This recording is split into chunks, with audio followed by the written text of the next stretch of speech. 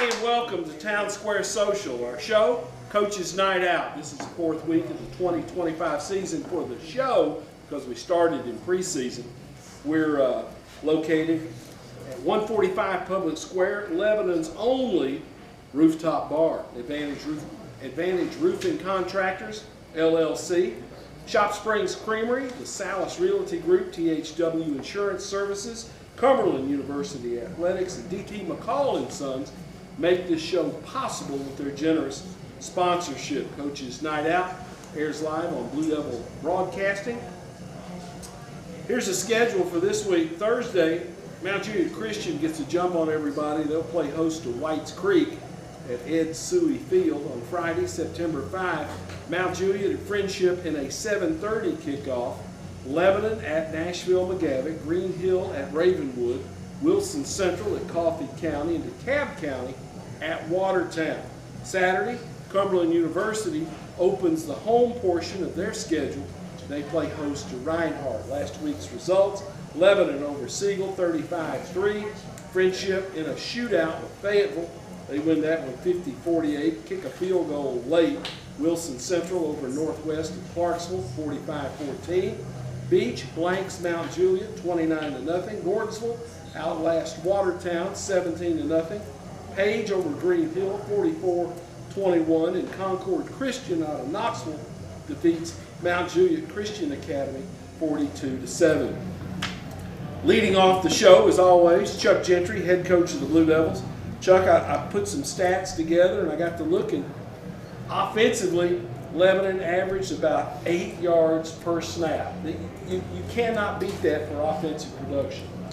Well, we had a pretty good night. Started off with a bang with a, I think 57, 59-yard pass to Jadon Stafford, punched it in the end zone, and things kind of clicked from there. And we felt like that they would try to key on Gian, and that provided Austin Harrison to have a big night and Jadon Stafford to have a big night, and then Gian also eventually got his as they loosened up a little bit, but pretty efficient at times. At other times, I told a young man this afternoon that I've spent my week trying to make sure we're not eating rat poison and drinking Kool-Aid. With everybody patting us on the back, there's a lot of stuff that we can clean up and get better at. So that's kind of what we've, after Monday, and I patted them on the back a little bit, that's what we've tried to do. But overall, for week 2, we were pretty pleased. A couple of penalties there kind of stalled some drives a little bit. I know there were a couple of times illegal man downfield, and I wasn't for sure, but it looked like maybe a lineman walking his man down a little bit, or not. No, he was engaged. We were sprinting out, and he was reaching, and guy was trying to get off the block, and he's blocking him, and they end up 8 yards down the field, and it just happens. We had one or two where the lineman drifted a little bit on naked that they called, but that one, the one early that caused us to stumble, was not a good call. The offensive line has played awfully well through a couple of games, Chuck. That has allowed, as I said, 400 yards in total offense. Gian ran for over 100.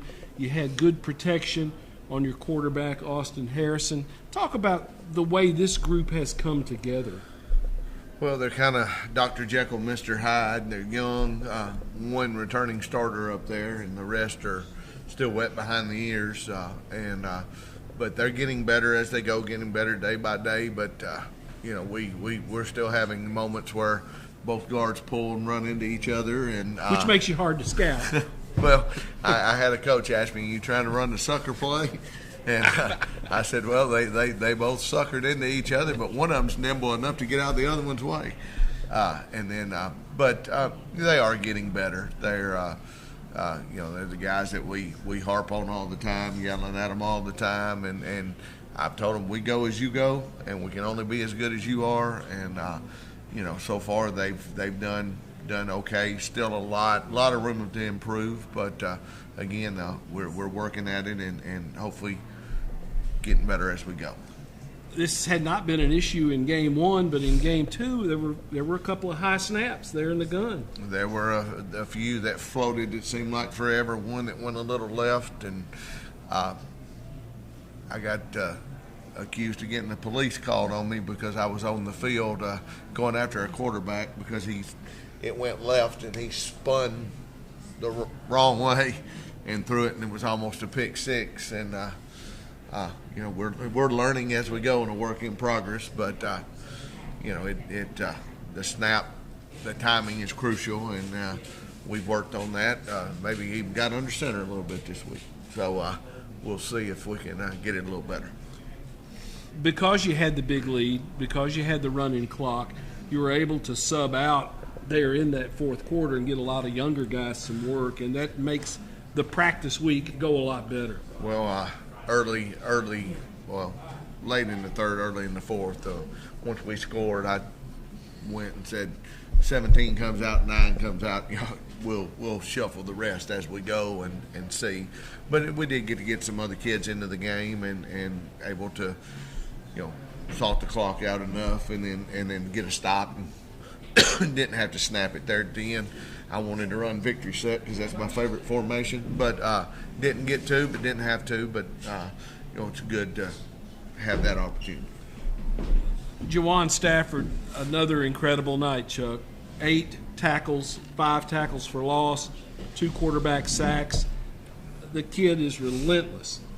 Well, going up against the Princeton, I believe is his name. I won't butcher his last name, but kid's a 4-star, getting big offensive lineman. Got SEC offers, and Juwan feels like he's under recruited. I feel like he's under recruited, and told him a chance to put on film, buddy, what you're about, and we got that thing made on Tuesday, and me and several other people started sending it out, and within an hour and a half he had an offer, and I guess I talked to 7 other college coaches about him yesterday, and his play on Friday night opened some eyes about what kind of player he is, the explosion he has, how quick he is, how relentless he is, and what a leader he is. Well, he is a leader on that football team. He really is, and I don't see him as a jump around, beat you on the helmet kind of rah-rah guy, but I think the other kids look up to him. He has earned it through hard work. Show up every day, be consistent, try to do things right, take the criticism, you're talking about a kid that was 170 pounds that weighs 235 right now. And you want me to eat? Yes, sir, I'll eat. Show me where the food is. And Coach Williams has taken him under his wing and extra workouts, extra time, extra love, extra biscuits, and it's really paid off. As you get ready to play McGavock, what do you know about the Raiders? Well, they're a 1-1 football team. Won last week, hung on 112-6. They're a spread football team, and I don't say this knocking them, but they run a metro defense. They'll be in a 51 play, a 3-3 the next play, a 4-2-5 the next play, a 4-4 next play, and they're coming from everywhere. You don't know if they're going to be in straight man coverage. Everybody deep. It's a chore to prepare for. So we've worked on us. And I told our kids there'll be some bad plays because they'll have some calls into bad. But I have spent our time working on us. What are the things that we've done in the preseason, the first 2 games that we need to get better with? Our staff talked about it and did some certain things, and we have a competition period every Tuesday, every Wednesday, 10 minutes, best on best offense versus defense. Trying to keep them sharp and trying to keep them engaged, and again, our biggest opponent is Lebanon, and if we can handle us and do the things that we need to do to be successful, I like our chances against most people. And again, that's not toot the horn or anything, but if we line up and we're efficient and we play the way that we can without turnovers, without penalties, without mistakes where we hurt us, and it gets a good recipe for football. We've got good football players, and if they'll play clean and do the things, it puts us in good situations. And you're not terribly complicated offensively. You run your base offense, but some of the window dressing, the different looks, the formations, the motion, the movement, the shifting, that sort of thing can give a defensive unit trouble. Do you find yourself when you're going to play a team like, say, McGavock, that you don't know exactly what you're going to get, you try to just maybe stay base, stay within yourself, and let's just run? We do. Of course, when I say this, I'll get a response from somebody. I'm an old defensive guy at heart. I'm a defensive back at heart, and the window dressing, the movement, and all that stuff makes it hard on those guys. And you've seen it in the first 2 games. We've been moving and doing, and got people behind them wide open to hit big plays. And it's hard. We play a lot of good coaches, and we're not lining up playing against those coaches. We're lining up playing against the other team, the young 15, 16, 17, 18-year-olds out there, and the coaches probably know how to adjust. But can the players communicate it, get it done, and everything else? We at times blow the simplest, easiest things, and so others do too, and so we try to put pressure on them by doing that movement and stuff, and again, try to give us the best advantage to make it easy and not try to be driving a square peg in a round hole all the time. A couple of guys made some catches for you that I thought Austin laid a ball in there for a touchdown to number 16. Pierce Anderson. I went blank on his name. What a strike. Threw it back toward the middle of the field. The defender is toward the boundary side. He threw it where it had to go. And then T.J. Searcy, I thought, kind of bailed him out on the throw, came back and climbed the ladder, went up and got one. You got some guys who can catch the football. Well, we do. Pierce made one of the best catches adjustments you'll see in high school football. I had several people comment and tell me that's the best catch I've ever seen live from a high school kid. He's in the middle of the goalpost and ends up catching the ball on the right upright, and he comes in and kind of cuts the DB off and makes the play. And then we ran bubble, home run, bang, whatever, on the sideline. And when Austin pumped, he didn't jump back. He couldn't see, so he ran himself to the right to throw it to TJ, and it probably cost him about a 90-yard touchdown because both safety and corner bit. TJ's there 15 yards behind everybody, so he has to roll out and throws it, and probably a bad decision at that time or a bad ball, and TJ does go bail him out. But the thing that I was most proud of Friday night when we were sitting down and looking was how many different people touched the ball. Yeah. There were 9 different Blue Devils in the stats category of running the football, throwing the football, catching the football. And so if we can line up and that's all varsity players playing in meaningful minutes. That's not counting the JV when we went in. If we can spread the ball around like that, it will make us much harder to defend. And there's nights when some people get more than others, and there's not, and we have to talk about that, and we have to everybody that lines up on the field wants the football. There can only be one quarterback. There can only be one person running it or one person catching it per play, and it makes it hard. But when we're all playing together and nobody cares who's getting the ball, who's getting the credit or getting the things, it makes us much better. And we have talked about that, and we've had some hard lessons about that. But if you're on a good football team, everybody wants the ball.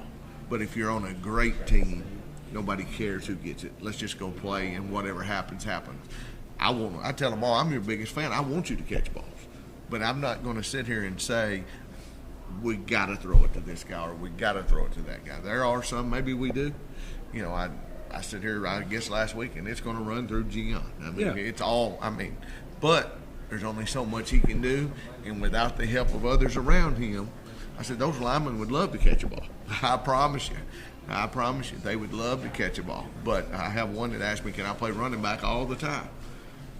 But it's good to be able to spread it around, have some success, and do that. And a lot of it is, let's take what they give us. Those receivers are asked to block, and for the most part, they're running them downfield, stalking them, getting them in a good position, and opening up when Gian can bounce one. We have tried to say no block, no rock, and live by that. And also, if you're out there blocking and we know it, we will do our best, if possible, to get you a ball every once in a while. So it's trial and error, and some nights it goes to people, some nights it doesn't. Some nights it's game plan to do certain things, and sometimes it's not. But all in all, Friday night was a good first home opener from press box naming all the way to cleaning up at the end. It went smooth, and it was a good night to be able to go. Gregory recovered a fumble. I didn't see who poked that thing out. Amari Munir, and I said this today, talking to their coach. Coach Fry talking to their coach, they felt like that was the play that changed the momentum. We're up 7-0, and they've just broke a run. They're driving, and he pops that thing out.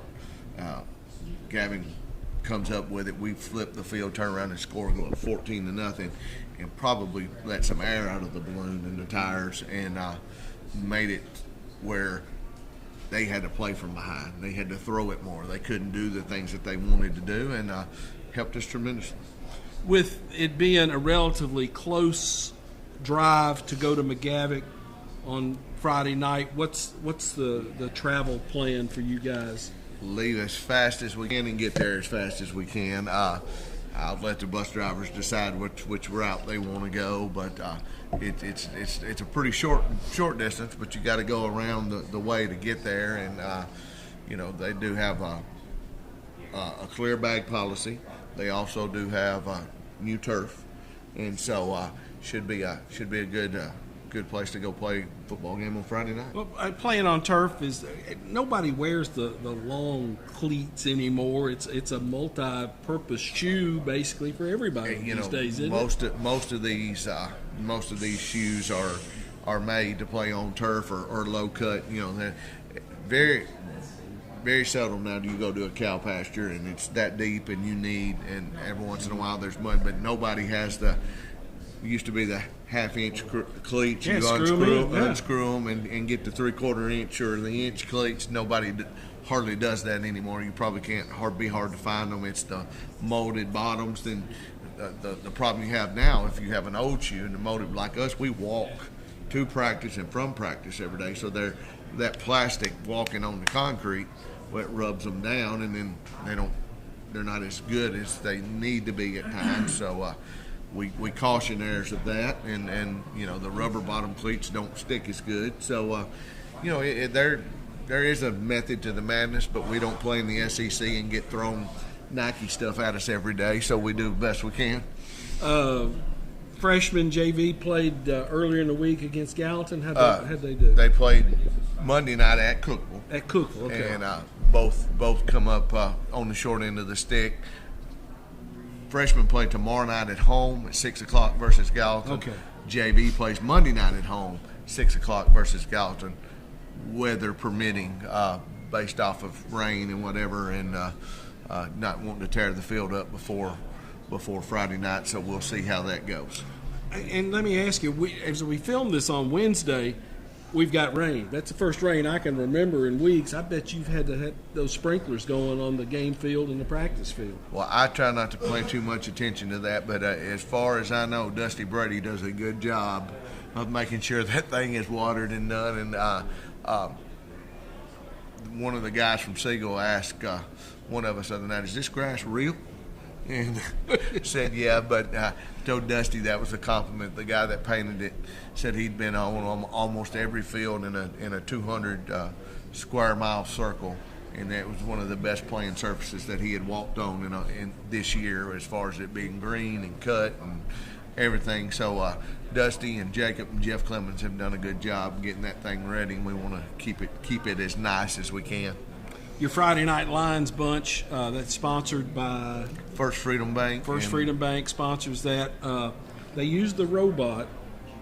Do you like it? You don't like it? I do like the robot. The robot can paint extremely straight lines. However, with the way the mowing pattern is, and when you go long ways on the field, if you were looking straight down the line, you can tell when it goes from this way to that way, it just moves that line just a little bit, and the mowing pattern causes the sway.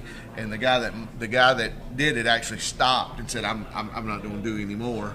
And I told him, I said, "There's nothing that you can do.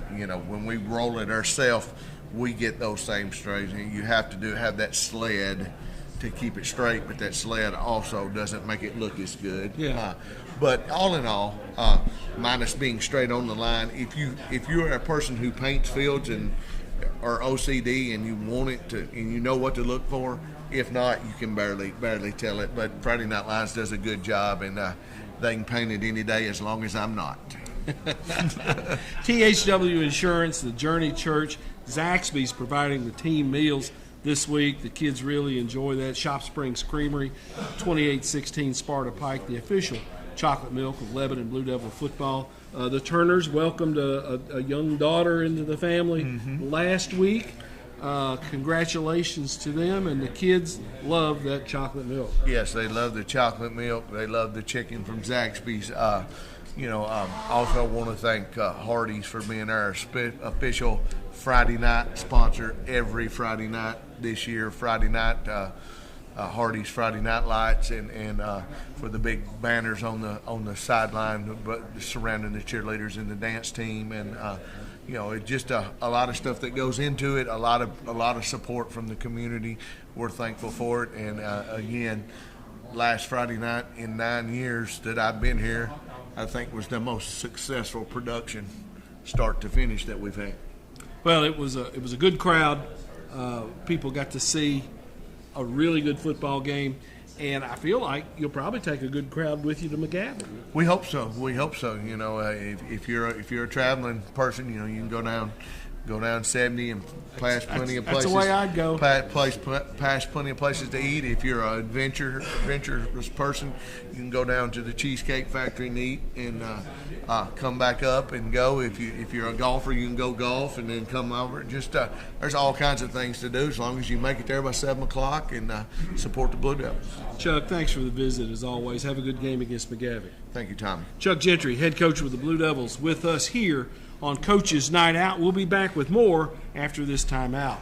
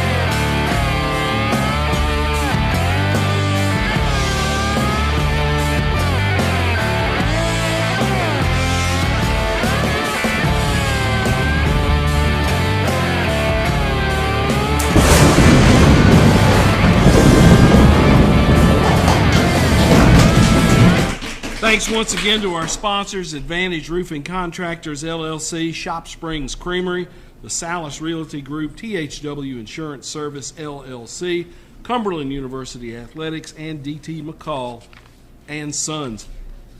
This is not Tim Mathis. Tim's a little bit under the weather this week. Bobby Brown, offensive coordinator for the Cumberland Phoenix, with us. Bobby, tough one last week. You go on the road to Cookeville. You play a team that's got a lot of scholarships, and I understand 60 transfers that came in. You're not going to see a team like Tennessee Tech the rest of the season. No, no doubt about it. And, we knew going in what it was going to be like playing them. But not only are they an FCS team, they're a ranked FCS team that is a really, really good team that we feel like they're going to make a statement and go far in their playoffs this year. And they had some dudes, didn't they? I mean, they had on both sides of the football. They did. Going in, we felt like, okay, well, we might have some size that we can match up with in certain spots. But, when we got there and on the field and you see their guys and the size of them, and then they can all run, they're strong, there's a reason that they're at the FCS level. And but our guys, we still went out and competed. The thing is, it might not look like it on the scoreboard, but our guys never did quit, and we just kept fighting. If you're close to having a good play against a defensive unit like Tennessee Tech, maybe a read's not just right or a block's not carried through, maybe you get 3 yards, 4 yards, 5 yards, but against a team that at your level, an NAIA squad, there could be some awfully big plays. There could be, but the difference is that with Tech, if we had a missed assignment or a missed block, it was either no yards on offense or losing yards on offense. Whereas against a team that's similar to us, then you can get the 1, 2, 3, 4 yard gain even if you miss a block. But playing against a team like that it's just so big and fast. And the thing about it is they defensively, that is really good football, and when you combine that with their size, their speed, it just made it difficult. And even though they did that, we were at a little bit of a combo block a little bit longer where we could get a good 4 or 5 yard run, and they're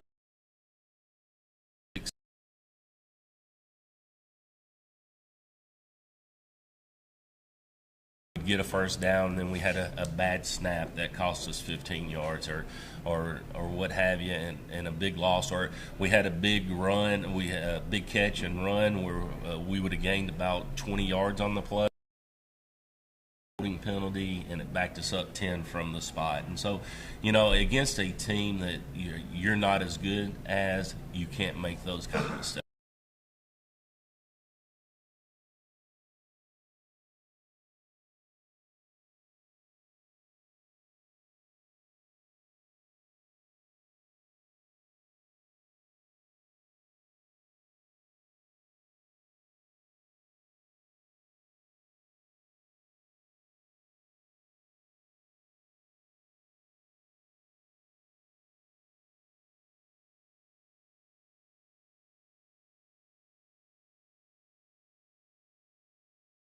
Some negative things that we have to build our offense is that teams make their biggest improvement from week 1 to week 2. Whether you won your first game or lost your first game, we get that live film action and we can break it down and see what we have to improve on. So your good teams usually make that most improvement between week 1 and week 2, and so that's what we're trying to do this week, is just improve. And you live with film. I mean, you're a film guy. When you're looking at film with those kids on Sunday, you've been through it several times before it gets up on the screen. Do you have the whole offense together? Do you maybe the O-line get together as a group, or just the backs and receivers? How do you do it? So we do it individually, and then as far as like breaking our game down from the Saturday game. So I'll meet with the quarterbacks. Coach Mathis meet with the running back or with the O-line. Coach Henry meet with the running backs, and Coach Darden with the receivers. And then if there's anything specific that I want to go over with our team, then I would bring them together as a group. But like today, today I met with my quarterbacks at 8 o'clock in the morning. Then with Coach Mathis being out today, I watched film at 2:30 with the offensive line, and we were watching yesterday's practice. Okay. And so, by the time I watched it with the offensive line, that was like the fifth time I watched our entire practice from yesterday. So, yeah, and that's not just me, that's coaches around everywhere in college. You watch film because, as we tell the players, the eye and sky don't lie. We're going to watch it and we're going to correct it. So like last night, I'm sitting there watching film, and I tell our guys, look, guys, I'm going to be sending you messages throughout the night, text messages. And I said, you might get a text message from me at 12:30, 1 o'clock in the morning. I don't expect you to be replying at that late at night, but the next morning, shoot me back a text saying that you got the message and So I'll go through it and individually send out some messages every night so the players can watch that part of the film and make sure they're watching it to get better. And with the film system you guys use, as I understand it, you can tell who's watching film and who's not, right? Yeah, absolutely. And our guys know that I stay on top of that, and I tell them how much film have you watched, and they can't lie about it because they know I know it already. And so, and the way I do it, I tell our players, look, this is all what I require you. Starting on Monday, you got to put 15 minutes of film, and I want you to watch film, a little bit of us, but then of our opponent. And I said, all I want is 15 minutes a night, because I know every day they're meeting with their position coaches, watching film then. And so the time they spend with their position coaches watching film doesn't count towards that 15 minutes a day. So by the end of the week, they should watch film between an hour and 15 minutes on their own, not counting what they do with the coaches. So it's a lot of film work. And again, where that helps is it's about you improving, getting better. So when you can watch the things where you mess up in practice, you can improve that. And that's a maturity thing too, isn't it, Bobby? I mean, a kid can see it and say, if I had just worked that block a little bit better, we'd had a big play, and hopefully they've learned from that. Yeah, and the thing is, I do think it's a little bit different at our level, being in college compared to in high school. A lot of times when I'll send a text out to a player at night, a lot of times I get a reply, yeah, me and so-and-so were already talking about we should have done this and we didn't get it right, and they talked about it even during practice that they already knew they messed up, or they've already watched the film and they're like, yeah, coach, I see what you're meaning. And then they also come, they'll stop by the office and they'll say, hey, coach, with your message, can you show me exactly what you're talking about? So it is a maturity level, and the thing about it too is, like, our guys hold themselves accountable, and so they want to be good, and so you can look at the film work and see who's putting the time in, and it's usually your older guys are doing it because they understand how important it is.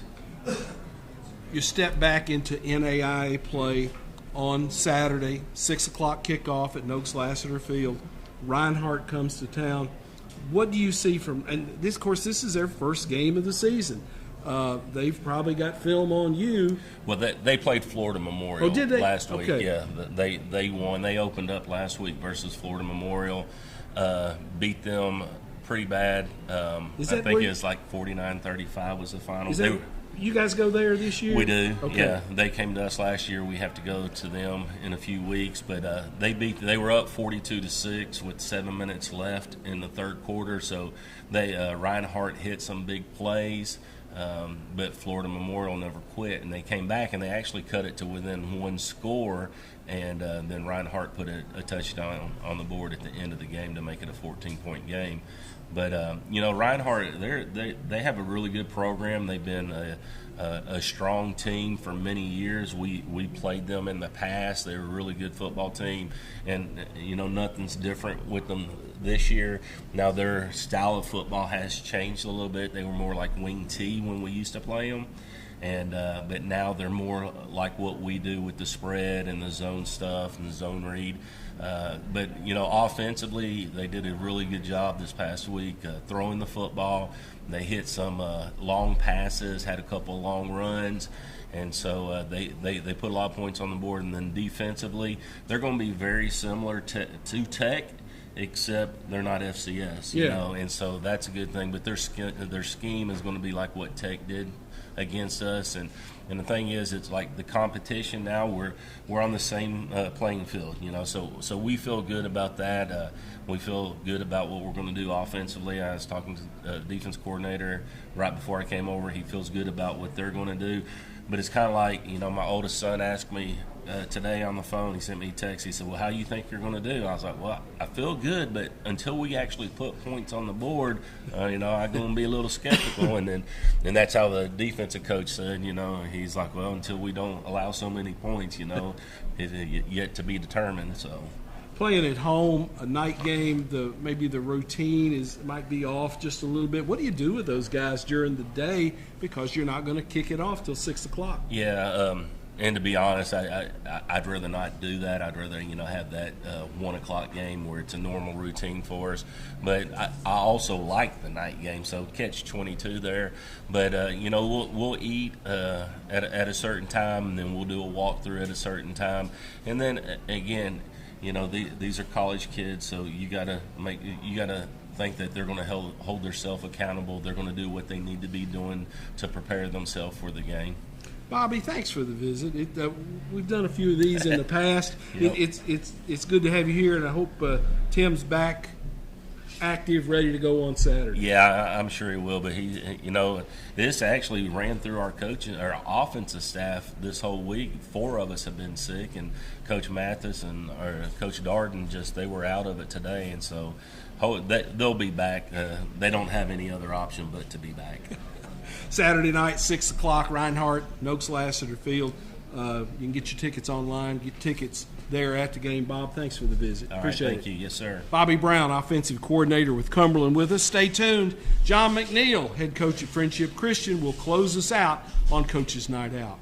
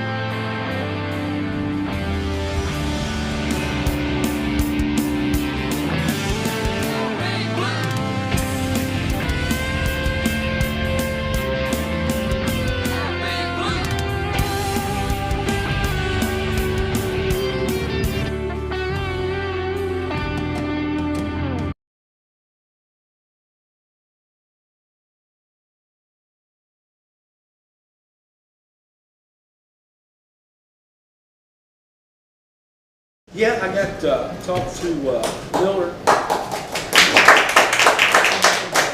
And thanks for staying with us. Coach's Night Out live from Town Square Social, the only rooftop bar in Wilson County, 145 Public Square. And they opened that rooftop bar up at 5 o'clock, I believe.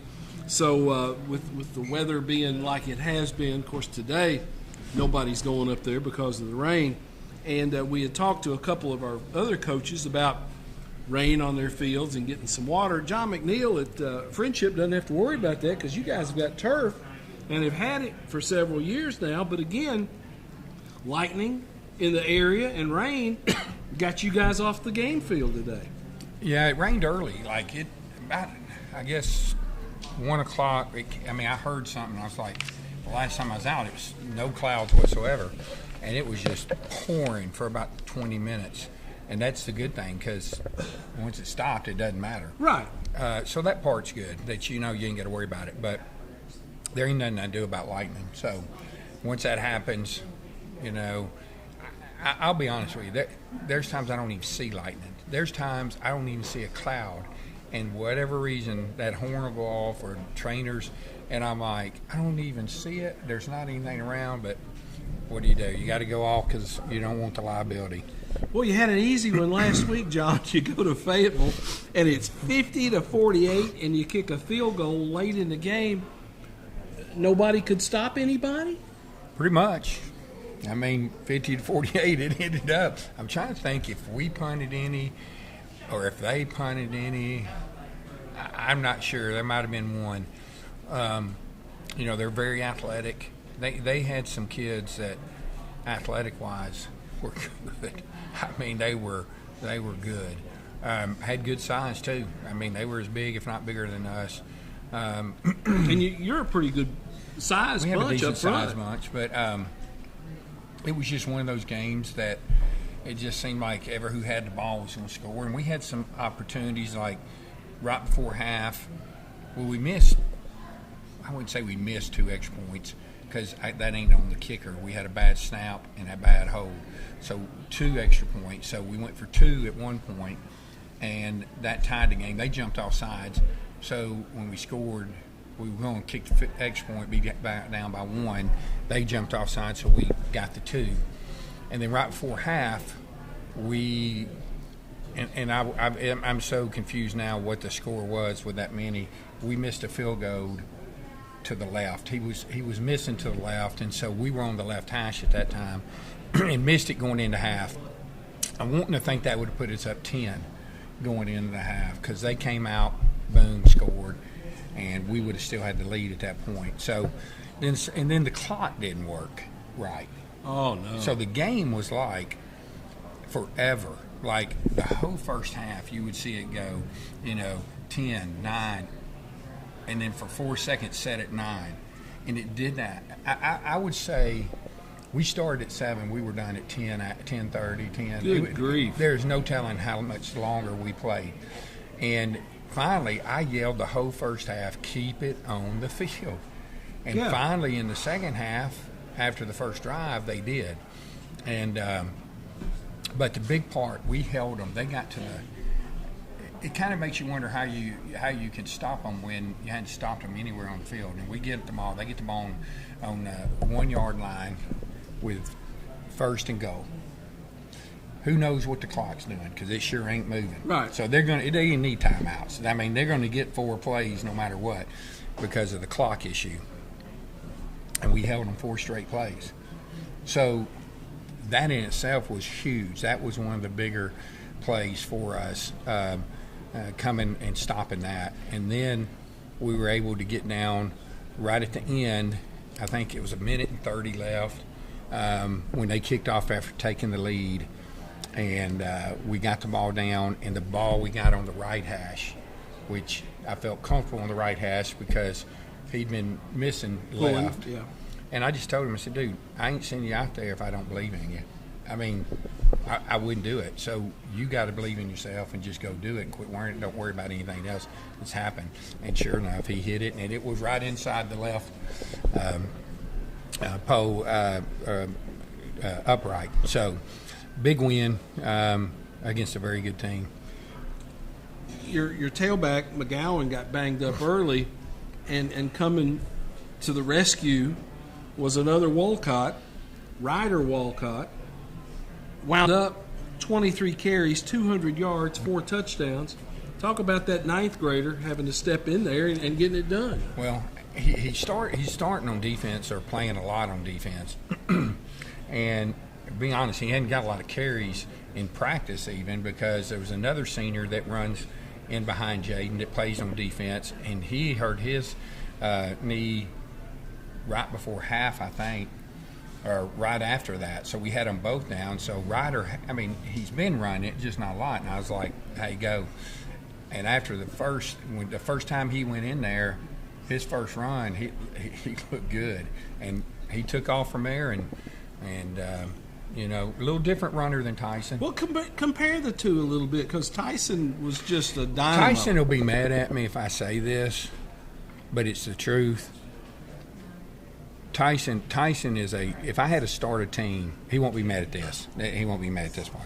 If I had to start a team and I could pick one guy to start it with, I'm taking Tyson Long. And I've coached a long time. And I only say that because he's a dog. Yeah. I mean, he practices that way, offense, defense, special teams. He's all out all the time. Ryder is a different running style.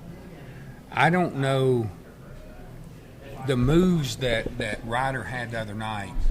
I didn't see with Tyson. Just different. He's taller. He's leaner. Tough runner. But I just saw some things I didn't expect. But he made some cuts and moves that, and then put his shoulder down and got 2 or 3 extra yards every time.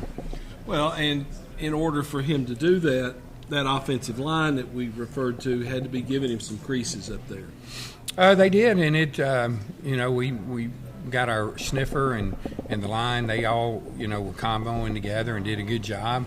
Kind of got in a routine, and honestly, you know, you go into the game with about a list of plays, and then you come out and go, I only ran like 4 of them. And, you know, the thing is, the way I look at it is, if it's working, I mean, how many times, and I've done it, do teams come and run a play and they pick up 15 yards and then they don't run it again for for the next half or whatever.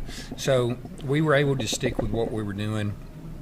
And we didn't have the big plays. They did. They were more of the big play. Explosive. No different than last year. The last few years, there's 3 games I can recall on that. And last year against Providence Christian, it was 50-something, 40-something there. They would have 2 plays touchdown, and we'd have to drive it and score. Same thing the other night. But field position was good because neither team kicked it off deep. So each team got pretty good field position.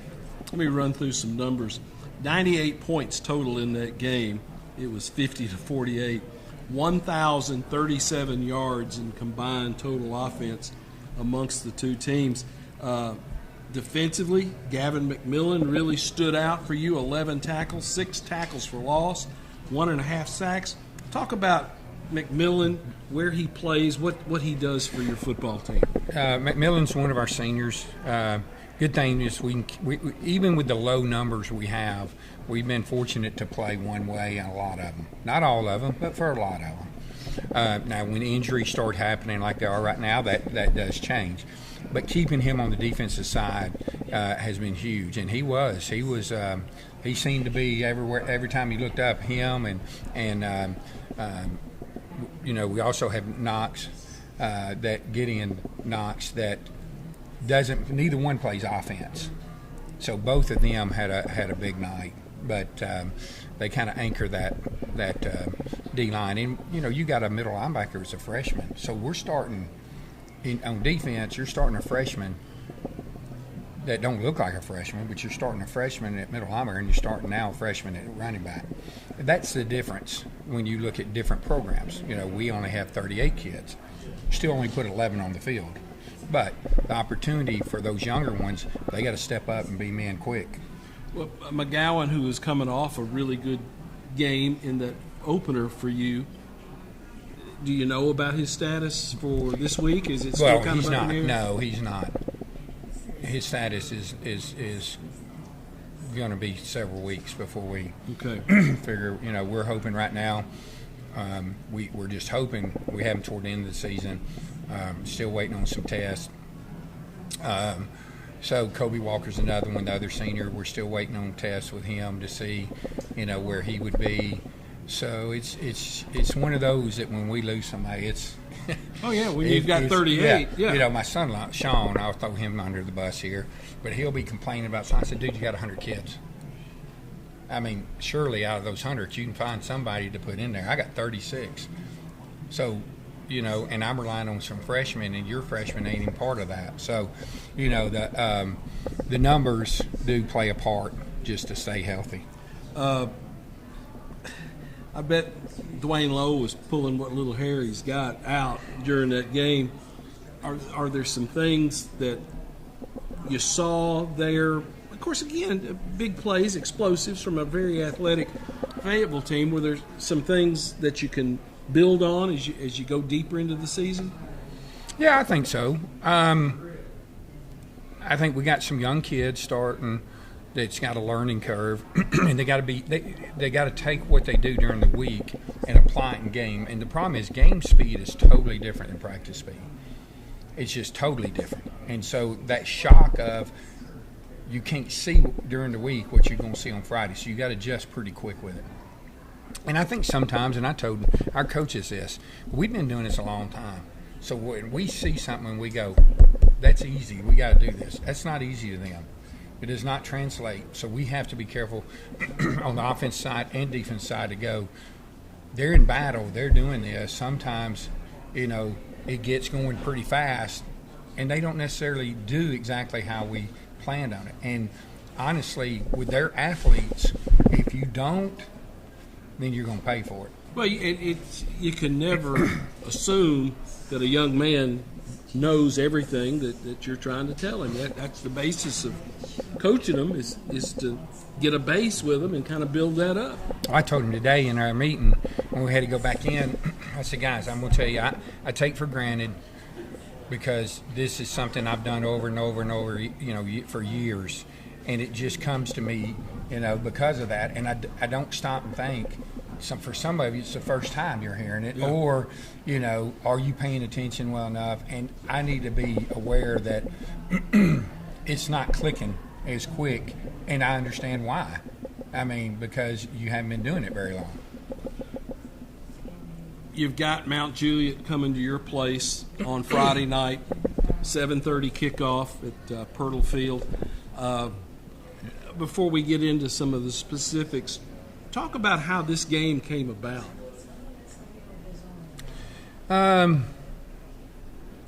Because you were looking for a game, Mount Juliet was looking for a game. Yeah. You'd made some phone calls. Yeah, I'll probably stay away from how it really happened, what motivated me. I'll keep that to myself. Okay.